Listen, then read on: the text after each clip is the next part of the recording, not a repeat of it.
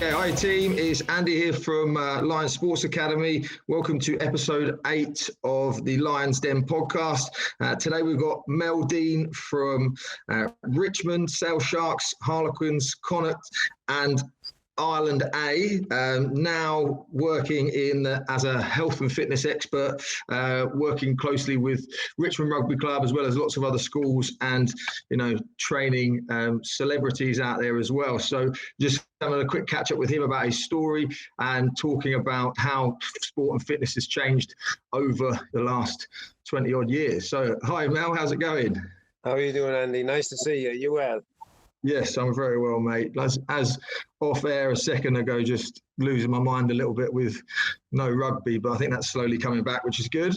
Yes, for sure. Yeah. They just watched the rugby at the weekend. Yeah, the problem is at the moment is that it's like 3 a.m, isn't it? And if you're on any sort of social media, as soon as you wake up and have a look, it's just ruined. It'll be interesting to see if they bring back the rugby come middle of August. I know There's lots of going up in the air around that. And one of the interesting things actually they were talking about recently is with the drop in the that 1.4 million drop in the salary cap now as well. Do you think that's going to have an effect on the game? Obviously, everybody tries to do the best they can and try and bend the rules as best they can, but it stops the younger lads coming through, really, doesn't it? I think a lot of younger fellas should be thrown in at the deep end, I believe, and they'll prosper. So, but if the people don't have faith in them, then then that lets them affect them. Oh, they don't have any faith in me. Maybe I'm not as good as I thought I was. Or for me, the coach that I always played well for was the coach that would say to me, "Look, do what you do well and get in the mix, and I'd like you to add this maybe to your game and this." And I would be like, I am all over that. They were the coaches that I did my best for. They would say, big carte blanche, play your game. That's why you're there. And I had done it for a long time. When you play rugby from when you're 7, it becomes kind of a second nature thing to you to be able to tackle. Maybe obviously you improve all the while. There's nobody's a finished article. Everybody can improve on whatever their foot placement, head up, whatever it is. You can always improve. But the thing about rugby, it is never the same situation. There is never the one exactly the same situation. Someone's running a different line. You're not in the right position. You're in a different state. You're trying to cover a tackle. They're never the same. But if you have the right mental attitude of, I'm going to do the best I can from every second that's in front of me. What's the next best thing I can do on a rugby field from now? How am I going to impact the game now? That's how I would play it. Whatever was in front of me right there and then, and which I think it maybe has to my detriment as a PT now on S&C.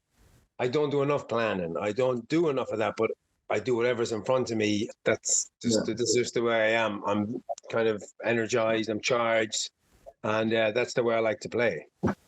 Yeah, of course. I was doing a little bit of reading up on, I think it was on the Richmond. One of the Richmond things they've got down as a profile they've written on you. I think it was known for it was hard work and stamina. Do you think that's what's led you in to become a PT through this as well? Or? Well, to be fair, as a youngster, I loved training. My mum came. I was living in Ireland I grew up in Ireland. My mum came to England and did the YMCA course. And then she went back and was on the Jane Fonda gear, the socks and all that crack. So mum was into that. I used to go running with mum, and then if dad was running into town, I'd be on the bicycle, like pedaling along with dad running into town. Always dad boxed, Gaelic, rugby, so I was always around. And then I'd cycle 2 miles into school, 2 miles out at lunch, 2 miles back in. So I was always, to be fair, it was a bit mingy, but I used to have. Here on my ears, both ears, I used to have sores on both my ears from the sweat constantly running off.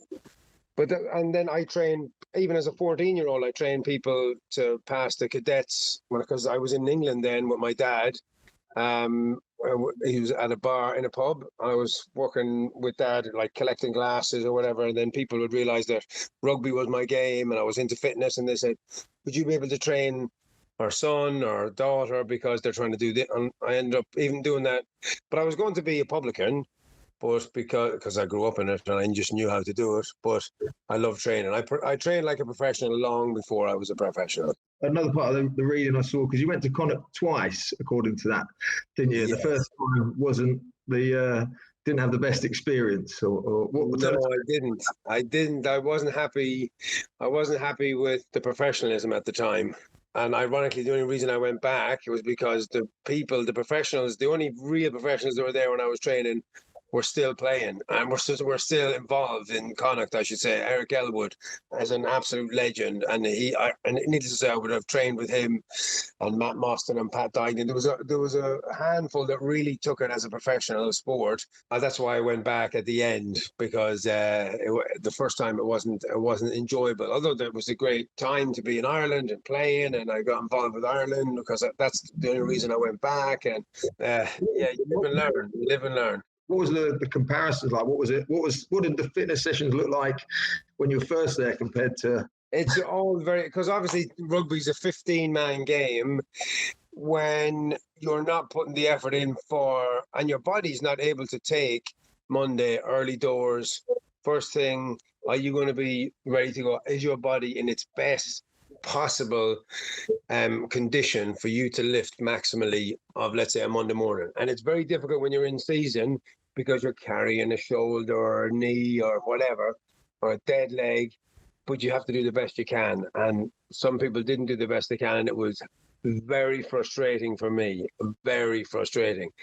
But hey, it's all an experience, and it set me up for going to Sale when Sale was the upper emerging team with young Charlie Hodgson then, when he was a little rat weasel when he had hair, and it was Cueto and Steve Hanley on the wing, and Jason Robinson at 15, and everybody wanted to see Jason. Everybody wanted to see him get the ball, and you'd actually hear people go, as if waiting from something's going to happen. He's going to beat someone. And that's what inevitably happened. And luckily, Charlie was a brilliant 10, and he'd wait and he'd put you through a gap, because they're all wanting to drift onto Jason. You know, they're going, oh, he's going to skin us. So they start drifting, and Charlie put you through a hole. Or Brian Redpath, brilliant captain, you know, scrum half for Scotland. And that was a great thing. I loved Sale as well. That was a brilliant time. And then down to Quins, which was another chapter when I had my daughters, and it's just a brilliant time. I mean, if you got the chance to do it, if the parents are listening for young lads that want to be professionals, I've trained a lot of young lads that want to be professionals, and it's all about the top 2 inches. It's whoever picks them. There may be some coaches don't have them as their person, but into the big wheel keeps on turning, and you keep your head down and you be a professional, and you run hard, you tackle hard, you do your job well, there'll be a job somewhere for you as a professional. I played a lot of rugby with a lot of lads that were better than me, but they didn't have the top 2 inches that would say, I will not let them run over me. I will hit them with everything I've got. And that would have been me. And I remember we had mutual friends when I had retired, and Epi Taione, who used to play up in Newcastle, was literally like a runaway train. He was like a Lomu, but for Tonga. He was 6'5", and I used to see him coming, and you go, oh no, not Epi, that unit. And obviously I'd try and destroy him as best I could. And then he had spoken to the other. He said, I used to hate running up that channel and seeing Mel. And he go, oh, Mel's going to tackle me. But it was the same. He had the same, but still, he was going to run as hard as he could at me, and I was going to go as hard as I could at him. But that is the attitude you have to have day in, day out. And you obviously have your good days and your bad days, but you have to be able to, forfeit the drinking and going out all night. It's the top 2 inches. It's all about the top 2 inches, definitely.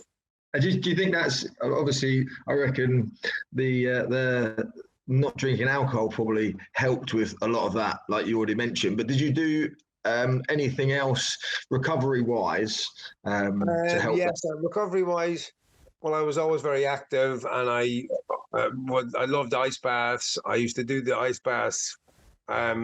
People don't really like them because it's so uncomfortable to be in that position, but they're great. I would swear by them. When I did them with Ireland, I went to Spala and did the like minus 130 for 3 minutes. You know, when you had to put clogs on and socks on, and the gloves and just your extremities covered up. We trained our nuts off in the morning, go straight in, cryotherapy, out, eat. But I was knackered because it was a turnover. They said it's like a steroid-like effect because the muscle fibers, they don't swell in the muscle like they would when you're just tearing them all the time. They repair much more quickly. So there's an awful lot going on. Your metabolism turning over.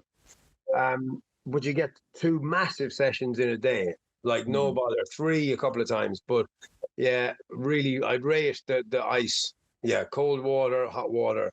That contrast is great. Yeah, nice. And then was that, because I suppose that's only been coming in more and more so more recently. Were you doing that? Doing that a long time ago. Well, Dad used to run across Hampstead Heath with the boxers many, many moons ago, before I was born and after I was born, with over the heath, and they'd crack the ice on the ponds on Hampstead Heath, and they'd freaking get in there. That'd freshen them up a bit. Yeah, so that's been going on, to be fair, a long time. Movement literacy is garbage. You know, and to be fair, Harrow, fantastic. For PE, I used to go up and take PE, and one of the PE classes would be multi-directional speed. The other one would be top-end speed. It's the specifics of it. As long as everybody, if they move efficiently and their movement literacy is on point, they're going to be an athlete, whatever, whether it be hockey, rugby, football, whatever, you know what I mean? And it's actually a really good thing seeing young lads come on, you know what I mean? And everything, they leak energy everywhere. Their elbows are out, and but they're still winning races. And then all of a sudden, they're getting to move correctly, and then they're not leaking energy, and then all of a sudden they're tearing up. You know, it's great. It's great to see that. That's why I loved actually training the boys up at Harrow. I forgot to say that. Yeah, I think it's a real bugbear of mine as well, actually. We go into schools and, people, especially at some, independent schools particularly, you pay for a good, great education. But even at the state schools, you get taught how to, read, write. But we're not teaching kids how to, you mentioned it there, like movement literacy. We're not teaching them how to run, jump, change direction, land effectively. So it's such an important thing. Even if you don't want to become a professional athlete, if you want to look at like the lifelong span of like the amateur athlete for mental health, socialization, all those kind of stuff, making new friends when you go to places, meaning that you can run, jump, land, all those movement literacy skills is going to help you be more like yourself and only help you out for 6 weeks in a career of rugby rather than, the full time frame. So I think it's definitely something that needs to be looked at within the school. But that's why I messaged Joe Wicks. I was thinking about how am I going to get the people running well and moving correctly, and then I thought, why don't I go to the PE teacher of the nation, because he has done 10 weeks of 5 days a week of PE classes. And I said, what if there was 2 minutes of every single class? I know he has fun and he engages and it's great and I love it. He's flying. I speak to him here in Richmond, but I just messaged him one night when I had it on the back of my head. But unfortunately, I didn't get a reply, but maybe he's a busy man. I'm guessing he gets a lot of that, to be fair. I'm guessing he gets a lot of that. Just come back a little bit now. One of the questions I had in my head, and I'm interested more for myself, I think. You mentioned everyone when you were playing over at Sale used to come and want to watch Jason Robinson play. What was What was that like in training, having to train against someone like that? Well, actually, I'll send you a story about that one. But Jason was great. I love training with Jason. Jason Robinson's top end was not crazy fast. Steve Hanley and Quates would be faster than him top end, but Jason could go, and then he was top speed. If there's someone at an angle on him, maybe you get to him. But there was a game he played against France for England one weekend, and he went down the blind side. It went 9 to Jason. It was just to give Jason the ball with some room, and he went little in out.